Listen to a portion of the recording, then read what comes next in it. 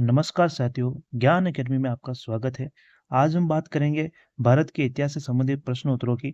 जैसा कि स्क्रीन पर आप पहला क्वेश्चन देख रहे हैं कि निम्न में से किस धातु का प्रयोग सिंधु घाटी सभ्यता के लोग नहीं करते हैं। पहला ऑप्शन है तांबा, दूसरा ऑप्शन है अपना कांस्य, तीसरा ऑप्शन है सोना और चौथा ऑप्शन है अपना लोहा। जो अपने सिंधु घाटी सभ्यता के जो लोग थे उस समय किस धातु से परिचित नहीं थे उस समय उस धातु का प्रयोग नहीं करते थे, वो अपना ऑप्शन होगा लोहा।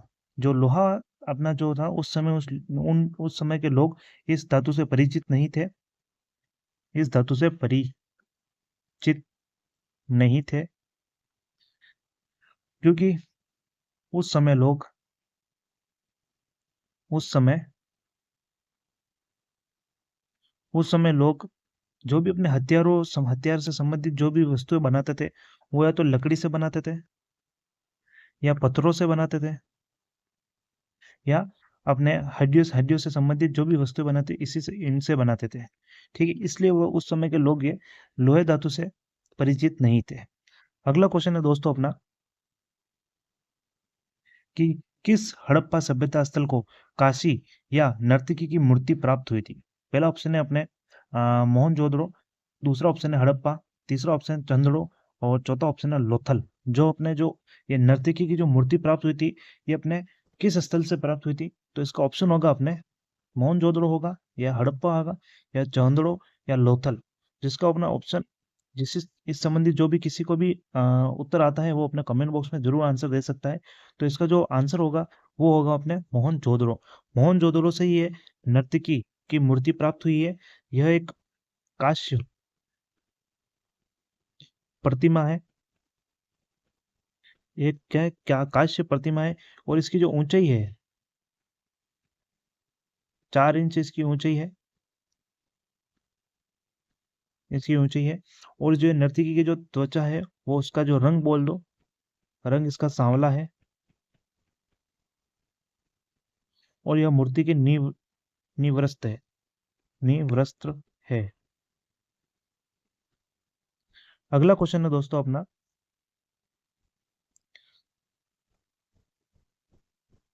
अगला क्वेश्चन है आर्य भारत में सबसे पहले कहाँ बसे थे? जो आर्य थे वो भारत में सबसे पहले कहाँ बसे थे? पहला ऑप्शन है प्रदेश, दूसरा ऑप्शन है पंजाब, तीसरा ऑप्शन है गंगा का मैदान, चौथा ऑप्शन है अपने दक्षिणी भारत। जो अपने आर्य थे वो सबसे पहले भारत में कहाँ बसे थे? तो इसका ऑप्शन होगा अपने राइट पहला सिंधु प्रदेश। जो आर्य के जो टोटल बात करें हम, ये आर्य तो एक मध्य एशिया के थे, मध्य एशिया में रहते थे। इनके टोटल 5 कबीले थे, 5 कबीले थे, जिनमें से एक कबीला हम बात करें नक्शे के अकॉर्डिंग तो ये भारत का एक नक्शा है। यहाँ पे मध्य एशिया है, मध्य एशिया है। यहाँ से एक कबीला तो अपने सिंधु प्रदेश की ओर प्रस्थान किया था और एक कबीला अपने जर्मन की ओर गया था। और जर्मन के जो हिटलर था, हिटलर खुद को आर्य की संतान मानता था, आर्य की संतान मानता था। और यहाँ पे जो भारत के जो सिंधु प्रदेश के यहाँ पे आए थे, सिंधु प्रदेश के यहाँ, यह कबीला एक लड़ाकू कबीला था, लड़ाकू कबीला था। उनका जो प्रमुख कार्य था,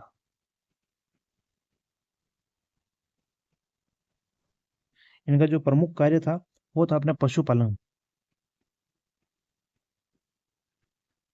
पशुपालन करना इनका प्रमुख कार्य था। ठीक है दोस्तों, अगले क्वेश्चन की बात करें हम, ऋग्वेद का काल सर्वाधिक महत्वपूर्ण देवता कौन था? जो ऋग्वेद के काल के समय सर्वाधिक जो महत्वपूर्ण देवता वो किसे मानते थे? पहला ऑप्शन है अपना इंद्र, दूसरा ऑप्शन है वरुण, तीसरा ऑप्शन है अपना अग्नि, चौथा ऑप्शन है अपना सूर्य। जो उस समय के जो ऋग काल के जो महत्वपूर्ण देवता माने जाते थे वो अपने कौन से थे? इंद्रदेव। इंद्रदेव को ऋग काल का सर्वाधिक महत्वपूर्ण देवता माना गया था। उसके बाद वरुण को माना गया है, उसके बाद अग्निदेव को देवता को माना गया है। सूर्य देवता का उसमें कोई उल्लेख नहीं था। ठीक है, और हम बात करें ऋग्वेद में 250 बार इंद्र के बारे में जानकारी मिलती है। इंद्र देवता के बारे में कितनी बार? 250 बार जानकारी मिलती है। और जो वरुण देव है, इनके बारे में भी अधिक अधिक जानकारी इनके बारे में सर्वाधिक मिलती है। लेकिन जो वरुण देव से जो सर्वाधिक जानकारी मिलती है वो इंद्रदेव की मिलती है, वो कितनी 250 बार। ये इंपॉर्टेंट क्वेश्चन है, ध्यान रखना दोस्तों। अगला क्वेश्चन है अपना कि ऋग्वेद में उल्लेखित नदियों में सर्वाधिक पवित्र नदी कौन सी थी। जो ऋग्वेद के समय जो सर्वाधिक उल्लेखित की गई थी तथा वो सर्वाधिक उसको पवित्र माना गया, वो नदी कौन सी थी। पहला ऑप्शन है अपना सिंधु, सिंधु नदी को माना गया, या गंगा नदी, या यमुना नदी, या अपने जो चौथा ऑप्शन है सरस्वती नदी। इनमें से सर्वाधिक पवित्र नदी माना गया था, वह किसे माना गया। अपना आंसर जरूर कमेंट बॉक्स में देना। और इस प्रश्न की बात करें तो इस प्रश्न का जो अपना सही आंसर होगा वो होगा अपना कौन सा, सरस्वती नदी। सरस्वती नदी को उस समय की पवित्र नदी माना गया है, पवित्र नदी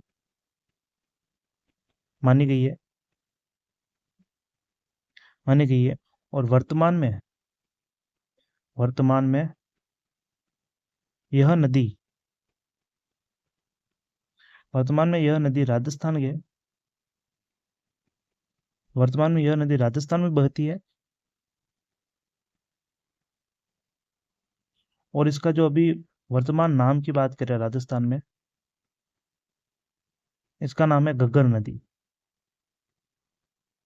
घग्गर नदी। और इसे पाकिस्तान में हकरा नदी के नाम से जानते हैं, नदी के नाम से जानते हैं। ठीक है दोस्तों, अगले क्वेश्चन की बात करें हम, ऋग्वेद काल, जो ऋग्वेद आर्य किसकी पूजा करते थे। जो ऋग्वेद है वो ऋग्वेदिक जो आर्य किसकी पूजा करते थे। पहला ऑप्शन है प्राकृतिक शक्तियों की, दूसरा ऑप्शन है अपने पशुओं की, तीसरा ऑप्शन है पूर्वजों की, या सभी उपरोक्त सभी। तो इसकी बात करें, ऋग काल के जो आर्य जो सर्वाधिक पूजा करते थे वो प्रकृति की भी करते थे, पशुओं को भी करते थे, और पूर्वजों की भी उस समय पूजा करते थे। जिसका ऑप्शन होगा अपने चौथा, सभी उपयोग सभी है। क्योंकि उस समय मंदिर पूजा प्रचलन नहीं था, और उस समय कोई भी मंदिर नहीं होने के कारण सदी को प्राकृतियों की या पशुओं की या पूर्वजों की पूजा करते थे।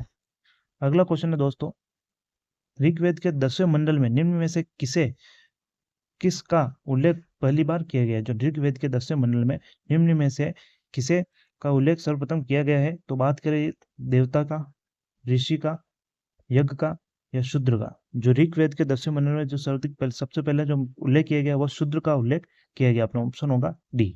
ठीक है दोस्तों, अगले क्वेश्चन की बात करें तो गायत्री मंत्र का उल्लेख किस वेद में मिलता है। जो गायत्री मंत्र है, गायत्री मंत्र का जो उल्लेख है वो किस वेद में मिलता है।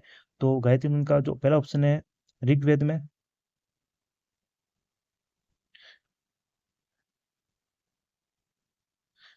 पहला ऑप्शन है अपना कौन सा, ऋग्वेद में मिलता है। दूसरा ऑप्शन है यजुर्वेद में, तीसरा ऑप्शन सामवेद में, चौथा ऑप्शन है अर्थवेद में। तो इसका जो उल्लेख मिलता है गायत्री मंत्र का किस अपने कौन से वेद में मिलता है। तो अपने ऋग्वेद में मिलता है इसका उल्लेख। ठीक है दोस्तों, अगले क्वेश्चन की बात करें हम,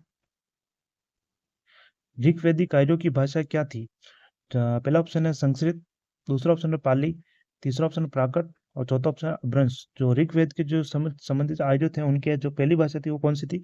अपने वो पहला ऑप्शन है संस्कृत भाषा थी, सबसे पहले संस्कृत भाषा थी। उसके बाद अपने प्राकृत थी, उसके बाद पाली थी, उसके बाद कौन सी थी, अपभ्रंश थी, अपभ्रंश। ठीक है। ठीक है दोस्तों, अगला क्वेश्चन है अपना, निम्न में निम्न में से निम्न में से प्राचीनतम वेद कौन सा है। जो अपना निम्न में सबसे पुराना वेद की बात करें, प्राचीनतम वेद है वो कौन सा है। ऋग्वेद, यजुर्वेद, सामवेद, या अर्थवेद। निम्न में से सबसे प्राचीनतम वेद है वो कौन सा वेद है अपना। ऋग्वेद सबसे प्राचीनतम वेद माना गया है, और सबसे जो नवीनतम वेद माना जाता है वो अर्थवेद को माना जाता है, अथर्ववेद को।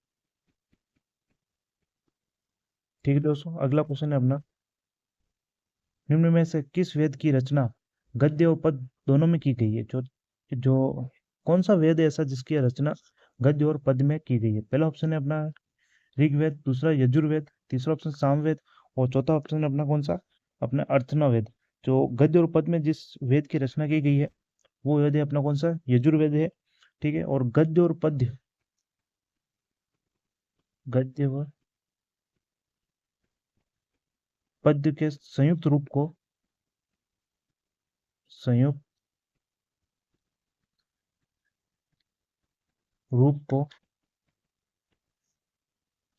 चंपू शैली कहते हैं, चंपू शैली कहते हैं।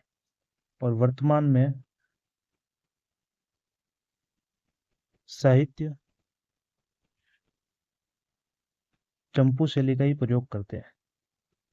अपनी रचना में जो सर्वाधिक साहित्य प्रयोग करते हैं वो कौन सा, चंपू शैली का प्रयोग करते हैं।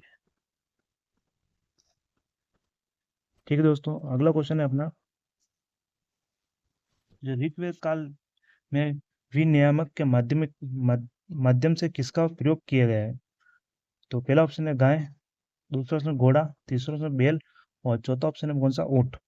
जो विनिमय के माध्यम से जिसका प्रयोग किया वो कौन सा है, गाय। उस समय गाय को सर्वाधिक महत्वपूर्ण माना जाता था, महत्वपूर्ण माना जाता था।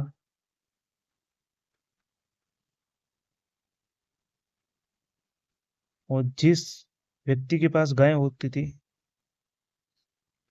उसे उस गांव का धनवान धनवान व्यक्ति मानते थे, धनवान व्यक्ति मानते थे। ठीक है दोस्तों, अगला क्वेश्चन की बात करें, ऋग्वेद काल की सबसे प्राचीन राजनीतिक संस्था कौन सी थी। जो ऋग्वेद काल की सबसे प्राचीन संस्था वो कौन सी थी, सभा, समिति, विद्वत या गण। जो ऋग्वेद काल सबसे प्राचीनतम जो राजनीतिक जो संस्था थी वो विद्वत थी। और इस राजनीतिक सभा में पुरुषों के साथ पुरुषों के साथ महिला का भी अधिकार था राजनीतिक संस्था में बैठने का,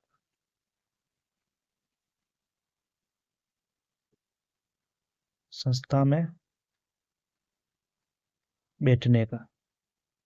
ठीक है दोस्तों, अगले क्वेश्चन की बात करें, निम्न में से कौन सा युग्म सुमेलित नहीं है। पहला युग्म है अपने कौन सा, ऋग्वेद जो देवता से संबंधित है, यजुर्वेद यज्ञ से संबंधित है, सामवेद संगीत से संबंधित है, और जो अर्थवेद आयुर्वेद से संबंधित है। तो आप इसका आंसर जरूर कमेंट बॉक्स में देना, क्योंकि एक इंपॉर्टेंट क्वेश्चन है, इंपॉर्टेंट क्वेश्चन। ये ऐसे क्वेश्चन जरूर पूछने जाते हैं और आजकल इन्हीं क्वेश्चनों का ट्रेंड चल रहा है। तो दोस्तों आप इसका आंसर अपने कमेंट बॉक्स में जरूर देना। तो इसका जो अपने सुमेलित जो नहीं है, ये ध्यान रखना, इंपॉर्टेंट चीज ये नहीं वर्ड अधिकतर लोग यहीं पे फंस जाते हैं, नहीं पढ़ते नहीं है और आगे चले जाते हैं। जो इसका जो नहीं इंपॉर्टेंट है ये बहुत ज्यादा इंपॉर्टेंट है, इसके ऊपर ज्यादा ध्यान देना है। जो इसका आंसर होगा अपने होगा अर्थनावेद, क्योंकि अर्थवेद में आयुर्वेद की कोई जानकारी नहीं मिलती है, जानकारी कोई नहीं मिलती है, नहीं मिलती इसकी। इस वेद में जादू टोना की जानकारी मिलती है, जादू टोना की जानकारी मिलती है, जानकारी मिलती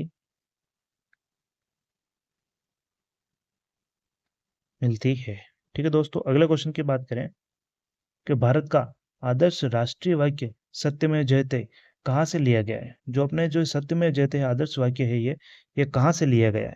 पहला ऑप्शन है ऋग्वेद से, दूसरा ऑप्शन है यजुर्वेद से, तीसरा ऑप्शन है सामवेद से, या मुंडको उपनिषद से लिया गया। किससे लिया गया यह जो वाक्य है, ये वाक्य अपने जो सत्यमेव जयते ये वाक्य लिए गए अपने मुंडको उपनिषद से लिया गया है। ठीक है, और आगे क्वेश्चन की बात करें हम, का जैन धर्म का जो वास्तविक संस्थापक किसे माना गया। जो जैन धर्म का जो वास्तविक संस्थापक है वह किसे माना गया। तो पहला ऑप्शन है अपने महावीर को, दूसरा ऑप्शन है ऋषभ देव, तीसरा पार्श्वनाथ को, या चौथा ऑप्शन है वर्धमान को। जो इसका जो वास्तविक संस्थापक माना गया है वो पहला ऑप्शन होगा अपने महावीर स्वामी को, पहला इनको वास्तविक संस्थापक माना गया है। ठीक है दोस्तों, अगले क्वेश्चन की बात करें हम, का जैन धर्म के 24वें तथा अंतिम तीर्थाक कौन थे। जो अपने जैन धर्म के जो 24वें या अंतिम तीर्थंकर की बात करें वो अपने कौन थे? पहला ऑप्शन है महावीर, दूसरा ऑप्शन ऋषभदेव, तीसरा ऑप्शन पार्श्वनाथ और चौथा ऑप्शन कौन? वर्धमान। जो जैन धर्म के जो अंतिम या बोल दो 24वें जो तीर्थंकर थे वो अपने कौन थे? इसको आंसर आप जरूर कमेंट बॉक्स में देना। और इसके जो आंसर होगा वो कौन सा? महावीर स्वामी इसके अंतिम व 24वें तीर्थंकर थे। ठीक है दोस्तों, अगला क्वेश्चन है पार्श्वनाथ द्वारा प्रतिपादित 4 महाव्रतों में महावीर स्वामी ने कौन सा 5वां व्रत जोड़ा है? जो पार्श्वनाथ ने 4 महाव्रत दिए थे उनमें से जो महावीर स्वामी ने 5वां कौन सा व्रत दिया वो बताइए। पहला ऑप्शन है अहिंसा, दूसरा ऑप्शन सत्य, तीसरा में असत्य और चौथा में ब्रह्मचर्य। जो इनमें से जो आंसर है वो होगा अपने चौथा, ब्रह्मचर्य। ब्रह्मचर्य जो ये व्रत है ये महावीर स्वामी ने दिया है, महावीर स्वामी ने दिया है। और हम बात करें पार्श्वनाथ जी की, पार्श्वनाथ जी ने 4 जो महाव्रत दिए है, महाव्रत दिए हैं, उसकी बात करें इनके 4 महाव्रतों की। पहला हो गया अपने सत्य, दूसरा हो गया अपने अहिंसा, तीसरा हो गया असत्य। असत्य का अर्थ होता है कि झूठ नहीं बोलना या चोरी न करना, इसका अर्थ होता है चोरी न करना या झूठ न बोलना। और चौथा है अपने कौन सा? अपरिग्रह। अपरिग्रह अपरिग्रह का अर्थ होता है कि अधिक दान न लेना, अधिक दान न लेना। ठीक है दोस्तों, इसका अर्थ क्या है? अधिक दान न लेना या बोले जरूरत से ज्यादा चीजें न लेना, इसका अर्थ होता है किसका? अपने अपरिग्रह का। अगला क्वेश्चन है जैन धर्म में तीर्थों की संख्या क्या है? अभी मैंने पीछे बताया कि जैन धर्म में अपने तीर्थों की संख्या क्या है। पहला ऑप्शन है 24, दूसरा ऑप्शन है 25, तीसरा ऑप्शन है 26, चौथा ऑप्शन है या 27। जो जैन धर्म में जो तीर्थों की संख्या थी वो कितनी थी? 24 इसकी संख्या थी। ठीक है दोस्तों, अगला क्वेश्चन है कि महावीर स्वामी का जन्म कहाँ हुआ है? जो महावीर स्वामी थे उनका जन्म कहाँ हुआ? पहला ऑप्शन है कुंडग्राम वैशाली, चौथा ऑप्शन, दूसरा ऑप्शन है अपना पाटलिपुत्र, तीसरा ऑप्शन है राजगिरी और चौथा ऑप्शन है पावा। जो अपने महावीर स्वामी इनका जो जैन धर्म के जो वास्तविक संस्थापक है, वास्तविक संस्थापक, जबकि जो इनके जो प्रथम संस्थापक की बात किया, प्रथम तीर्थांक की बात करें, प्रथम तीर्थंकर की बात करें वो कौन है? ऋषभदेव। ऋषभदेव या इनको आदिनाथ भी बोला जाता है। क्या बोलते हैं? आदिनाथ, आदिनाथ भी कहते हैं। और इनके जन्म की बात करें, महावीर स्वामी के जन्म की, वो गांव होगा अपने कुंडग्राम वैशाली। कुंडग्राम वैशाली इनका यहाँ पर जन्म हुआ था। ये अभी वर्तमान में बिहार स्टेट में आता है या बिहार राज्य में है। ठीक है दोस्तों, धन्यवाद। इन्हीं क्वेश्चनों के साथ हम आगे भी ये नई सीरीज लाते रहेंगे और भारत से संबंधित, महत्वपूर्ण इतिहास से संबंधित जो भी अपने प्रश्न उत्तर होंगे उनके बारे में आगे जानकारी लेंगे। धन्यवाद दोस्तों।